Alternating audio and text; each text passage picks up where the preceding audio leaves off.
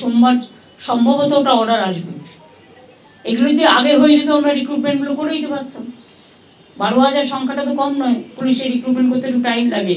তাও আমি বলেছি বেশি টাইম না নিয়ে ডাক্তাররা, যেমন আমি এখন অ্যালাউ করে দিয়েছি, যারা পিজিটি করে মনে করুন, বা এমএস করে, এমডি করে, নানা রকম আছে, তো তারা ডাব্লিউবি মানে ইন্টার্ন করবার পর তাদের আমি বলেছি তারা পড়াশোনাও করবে, আবার তারা চিকিৎসাটাও করবে, সেরকম পুলিশের ডিউটিও করবে, আবার ট্রেনিংটাও নেবে।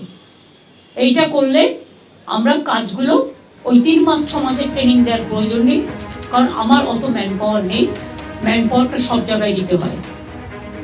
অর্থাৎ 12,000 শূন্য পদে নিয়োগের ঘোষণা করছেন মুখ্যমন্ত্রী মমতা বন্দ্যোপাধ্যায়। পুলিশে এই 12,000 নিয়োগের ঘোষণা করছেন এবং তিনি বলছেন যে ইন্টার্ন চিকিৎসকদের মতো পুলিশও ডিউটির সঙ্গে ট্রেনিং করবে। 3 মাস 6 মাসের ট্রেনিং দেওয়ার প্রয়োজন নেই বলে বলছেন মুখ্যমন্ত্রী মমতা বন্দ্যোপাধ্যায়। তিনি বলছেন আমার এত ম্যান পাওয়ার নেই।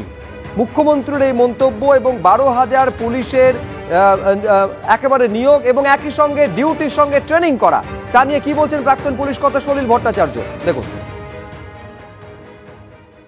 এটা তো এরকম ভাবে হয় না, কারণ পুলিশের যে ট্রেনিংটা হয় পুলিশ ট্রেনিং কলেজে হয় বা পুলিশ ট্রেনিং স্কুলে হয়। যারা অফিসার সাব ইন্সপেক্টর হিসেবে রিক্রুট হয় তাদের 1 বছর রিগোরাস ট্রেনিং হয়। যারা কনস্টেবল হিসেবে রিক্রুট হয় তাদের 6 মাস মিনিমাম তাদের ট্রেনিং হয়। সুতরাং তারা ওরকম ভাবে ট্রেনিংও করবে, তারপরে ডিউটিও করবে, এগুলো হয় নাকি? পুলিশ ট্রেনিং স্কুলে হয়, পুলিশ ট্রেনিং কলেজ যেটা ব্যারাকপুরে সেখানে হয়। এটা কি সোজা কথা নাকি?